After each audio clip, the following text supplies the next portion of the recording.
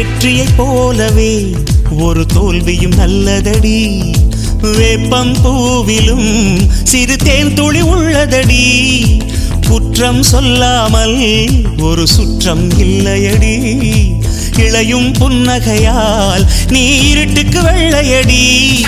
தவறுகள் பண்ணி பண்ணி திருந்திய பிறகுதான் நாகரிகம் பிறந்ததடி. தவறுகள் குற்றமல்ல, சரிவுகள் வீழ்ச்சியல்ல, பாடம்படி பவள கொடி. உள்ளம் என்பது கவலைகள் நிரப்பும் குப்பை தொட்டி இல்லை. உள்ளம் என்பது பூந்தொட்டியானால் நாளை துன்பமில்லை.